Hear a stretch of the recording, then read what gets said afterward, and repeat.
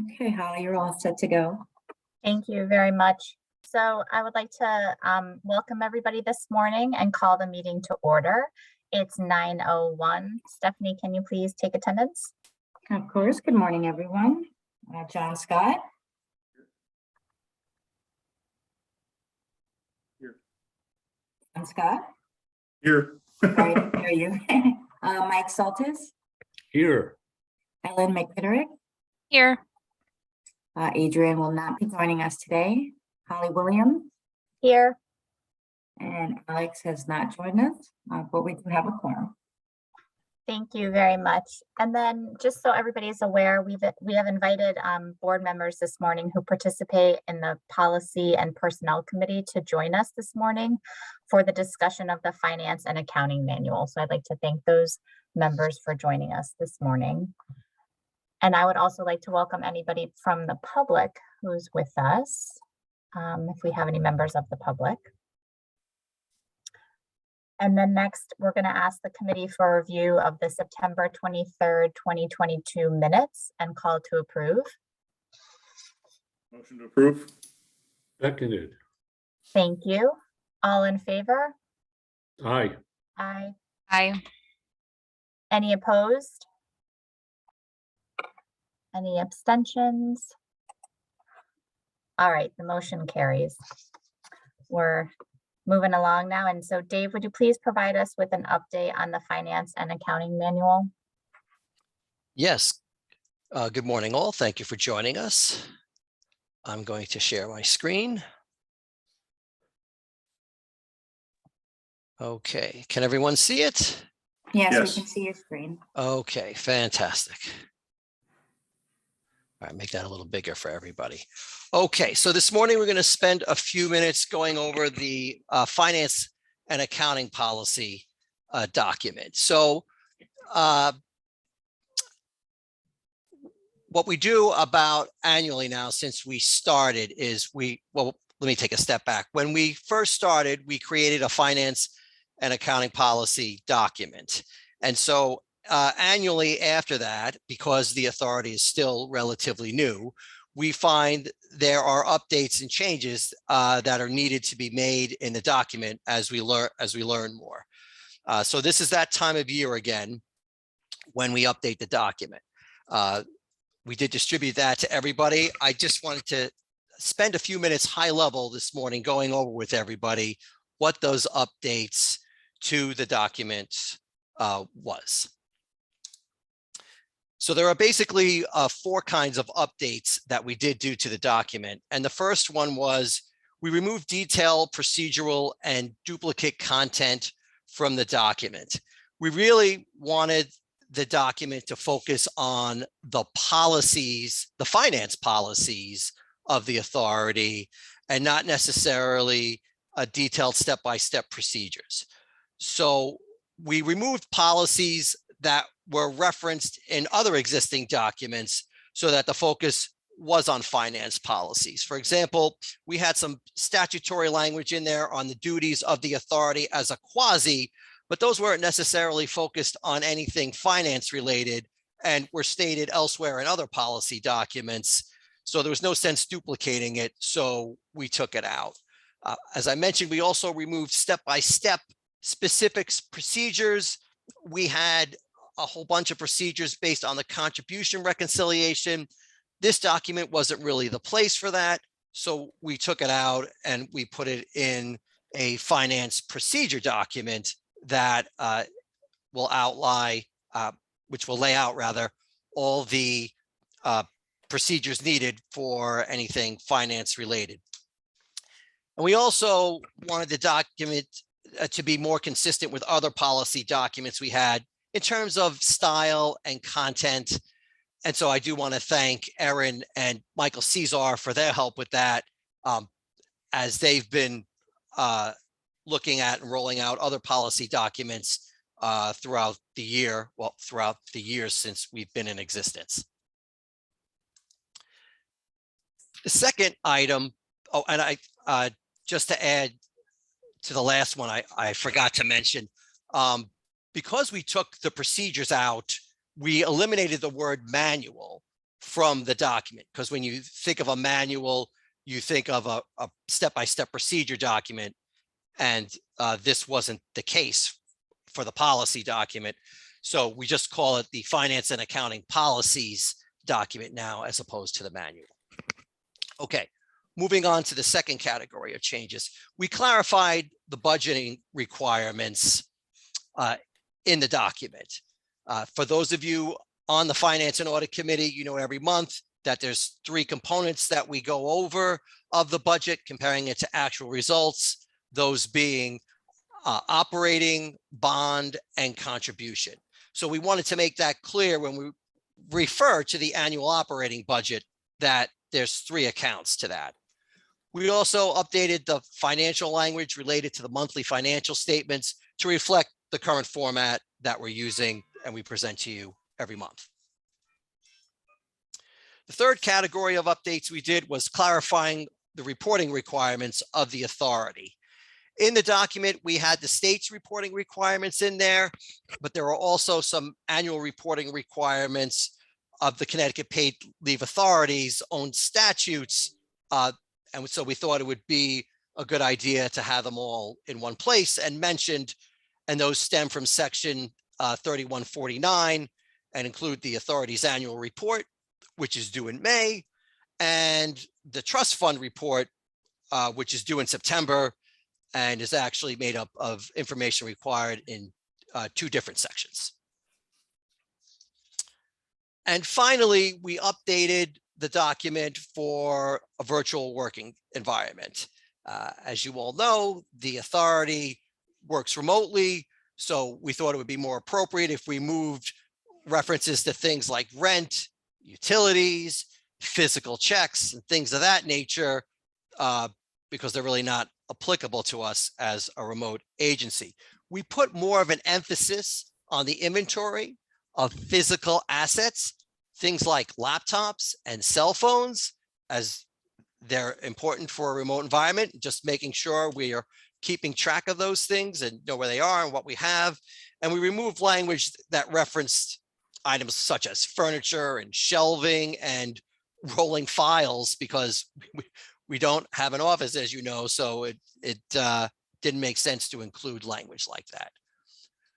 So those are the major changes that we made. And at this point, I'll open it up to anybody if they have any questions or comments regarding the policy. Dave, it's Mike. Thank you. Yes, sir. Just one question. Sure. So I read the policy, and from reading it, it was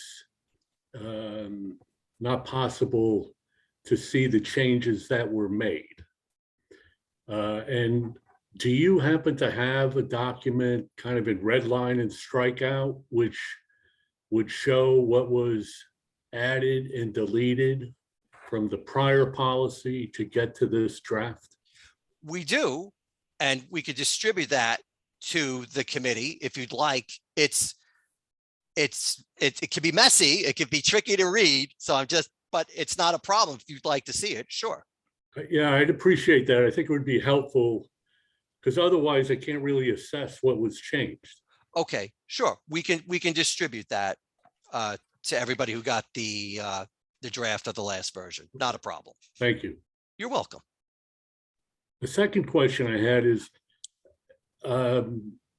there's no reference to, at least I didn't see to the audit process in this policy, and I'm curious, should there be something in there about that? That's a good point. That's a good question. I'll have to take that back and think about that, at least referencing that there's an annual audit for financial statement purposes. That we do every year. We can add that in. Sure. Yeah. Let me write that down. Sure. Thank you. I don't have Thank any you. No, further appreciate the questions. input. Thank you. Anyone else? Holly, Ava has her hand up. Oh, Yep. I'm sorry, Ava. Yes, good morning. Good morning. I was wondering if this is going to go to public discussion, like other things, or Aaron saying yes, okay. Yes, so the next step would be that I'll send out the red line to everybody. I'll add some language in there, Mike, regarding annual audit requirement. And then it would go to the board. I do another presentation to the board, and then it would go to the board for approval to post for public comment. We publish it, wait to see if there's any public comments, address them as necessary, and then the board would vote on to approve the updated policy document. Okay, great. Anything else, Ava? No? Okay, thank you. I have just one follow-up process question. If there's any substantive edits from this subcommittee, do we need to meet again to discuss them, or will they be incorporated and then subject to discussion at the full board? Well, the only thing I think we're updating right now is adding the annual audit requirement. And what I can do is I can distribute it to the committee and let them know what that additional language is. And Okay, if anyone has any questions or concerns, they can contact me individually, and then we'll do it that way. I mean, if there's a need to follow up with the committee, we can certainly do that, but I'm not anticipating that before the next board meeting. okay, thank you, that's helpful. Okay, no problem. Thank you.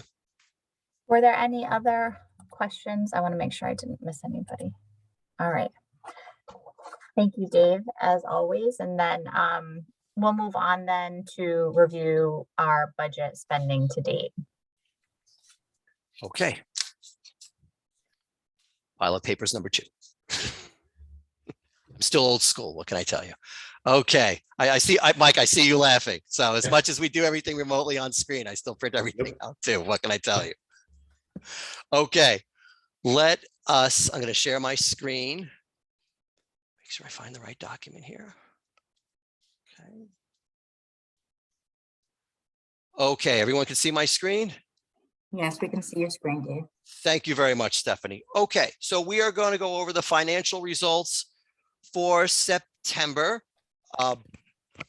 For ease of presentation, what we did this time was we took the year-to-date report and the month report and put it on the same document, piece of paper. Just flowed nicer, was easier, and it was 3 less pages to put out every month. So we hope everyone finds that a little easier to follow and more useful. But moving on to what actually happened in September for the operating budget, the authority had spent over $960,000. $545,000 of that was compensation and related expenses. $250,000 of that was the contact center. That was for 2 months of expense that we had paid in September. And outreach was the other significant expense at $96,000. For September, we were better than budget by over $387,000. And year to date, for July, August, and September, so the first quarter, we spent $2.1 million, and we were better than budget by $2 million. The significant categories year to date are the same significant categories for the month of September. So I won't repeat them again, but so far ahead of budget for year to date. Moving on to bond activity. Bonds for the month of September, we spent almost $172,000. The biggest driver of that was $155,000 for our fund recovery project. We are ahead of budget by over $553,000. And in fact, year to date, we've spent $214,000 and we're $1.8 million ahead of budget. That again, that's primarily really a timing difference. We do expect the spending to ramp up in the next few months. As far as where we are in terms of spending budget money compared to what was allocated by the state, we've spent $11.4 million so far compared to the $16 million that was allocated by the state, with $4.6 million left left available for the authority to spend. Moving on to contribution activity. Sorry about that. Our contribution activity for the month of September was a reduction of $29 million. That's compared to what was budgeted of a reduction of over $38 million. So we were ahead of budget by $9.4 million. The biggest driver of that was benefit spending. There was $28 million of benefits spent in the month of September. That reflects 5 weeks of payments that were reimbursed back to AFLAC. So that's a little higher than what you would normally see in the month of September, but that's just the way the calendar fell. So we paid about another $5.7 million in the month of September, because like I said, we paid 5 weeks. Even taking that into account, like I said, we were still ahead of budget. In terms of contribution activity, we got over $540,000. That was less than what we budgeted by about $563,000. However, that difference was made up by the investment income that's being made in the fund. We earned $838,000 compared to the about the $25,000 we had budgeted. Why is it doing that much better? The biggest driver of that is that the interest rate that we're earning on short-term investment funds is almost at 2.5% now. And at the time of the budget, we had budgeted 0.1%, which is what we were making at the time. So that explains the positive variance there. Year to date through September, the activity in the contribution fund has been $25 million. We are better than budget by $35 million. Again, the biggest driver of that are the benefits that are being paid out are less than what's being budgeted. In terms of what does that mean for the contribution fund balance as of the end of September was $408 million. And the biggest drivers of that, of course, are the contribution revenue coming in, which is at $624.7 million. Compared to the benefits that have been paid since January of 2022, and that's over $174 million. And finally, the balance sheet, not much material change from last time we discussed this. Operating funds are at $9.5 million. The bond fund amount of 4.6 agrees to the other schedule we had behind. Almost $395 million in the short-term investment fund. And the one other thing I do want to bring up is that seed funds payable are just under $300,000. And that final payment was made this month in October. So the seed funds of $5.1 million that we had have been paid back to the state of Connecticut. And so we've paid that money back in full and on time. That's our presentation for the financial activity for September. Does anybody have any questions? Okay, thank you for your time. Thank you. So we're gonna move on to our update on the claims administration with John. Good morning, everybody. Just Good gonna morning. share my screen.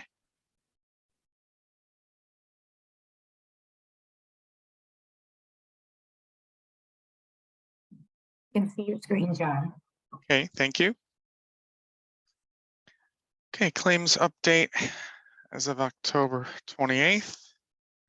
And claims filed almost 82,000 cumulatively.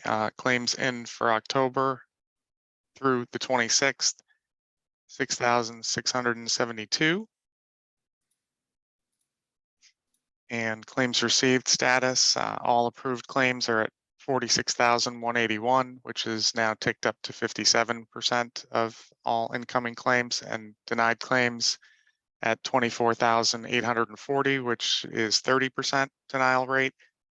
Pending claims are sitting at 6,006, which is 7%. And then those statistics excluding the COVID claims, 6,334 COVID claims altogether. So looking at the approved claims, when you net those out, 45,205 represents 60% approval rate, and the denied claims at 19,519 represents a 26% denial rate when we net out the COVID claims. And claims by reason, this has been trending in the same area here. Looking at October down at the bottom of the data table, you can see that those numbers are fairly consistent month to month, going all the way back to almost inception. And again, the same information with regard to the data table on the right for the other 4 categories of leave types there that are represented, pretty consistent. And then looking at the demographics, claims by age group, this is all cumulative data as well. And again, the claims by gender, female claims are running over 2 to 1 over male claims having been filed, and that age group of 26 to 41 represents by far the largest group of filers demographically. Then when you kind of drill down into that a little bit further, you can see the breakdown by both leave type and age group on this slide. Again, that 26 to 41 age group is the largest.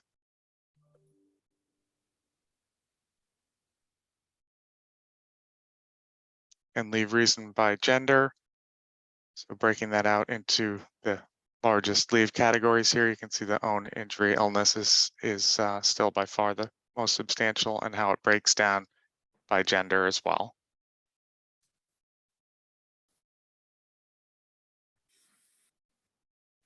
Okay, and this is cumulative also, so it shows continuous, intermittent, and reduced schedule. Continuous is by far the largest category here, 91% of claims, followed by intermittent claims at 8% and reduced schedule at 1%. And then this is our top 10 towns by utilization, and this is data through September, which we also saw at the board meeting. We'll have an update on that at the end of this month for the next board meeting. And again, mix of rural, suburban, and urban areas here. And we also have the map courtesy of Jacqueline showing the distribution of the claims intake and the kind of density on a town by town basis.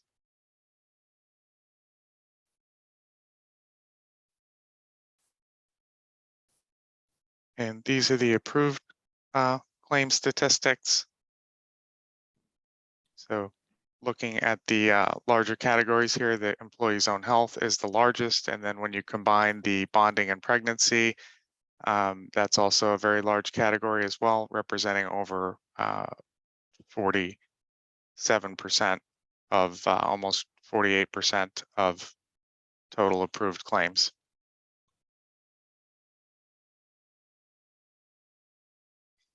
And then the monthly customer care center data. And this again is a slide that you saw at the prior board meeting. This gets updated monthly. So we'll have some more data for you for October shortly.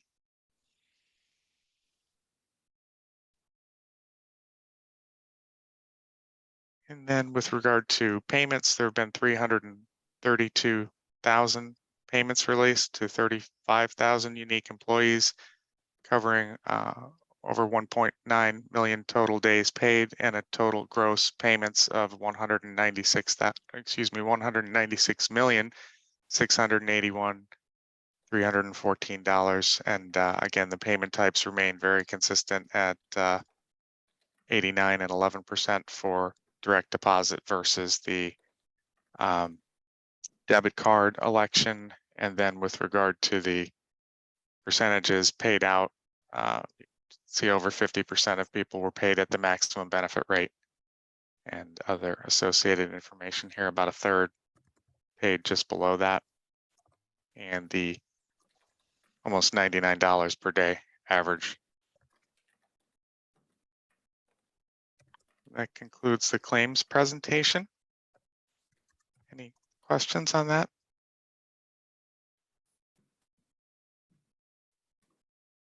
Don't see any. Okay. I'll stop sharing. Thank you. Thank you, John. Is there any old business that anybody would like to discuss this morning? I'd like to raise one issue, maybe just to get an update on where we are with the audit.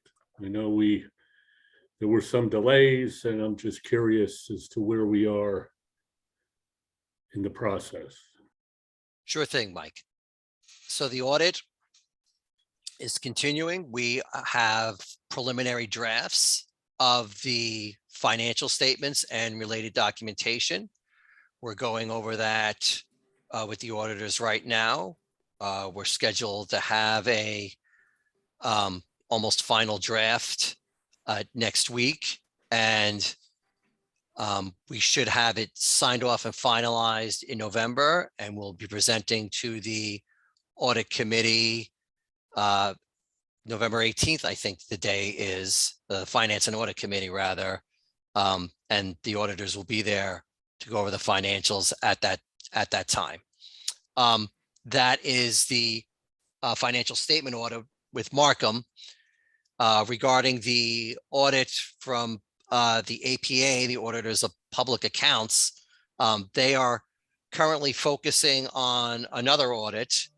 So they've put ours on temporary hold, for lack of a better term. But once they're done with that, they'll circle back with us and continue our audit. We've provided them everything they've asked for to date. We haven't heard anything back from them. So that's where we're in a holding pattern right now. So when I have something more substantial to report, I'll certainly let everybody know. Thank you. You're welcome, Mike. Any other questions or business this morning? All right, not seeing any. Is there any new business that anybody would like to discuss? No. All right, well, may I have a motion to adjourn? So moved. Thank you. And the second? Second. Thank you. All in favor? Aye. Aye. Any opposed? Any abstentions? No. All right. Well, the motion carries and the meeting is adjourned at 9:29 a.m. Have a wonderful weekend, everybody. Thank you for your Thank time you, this everyone. morning. Thank you. Bye-bye.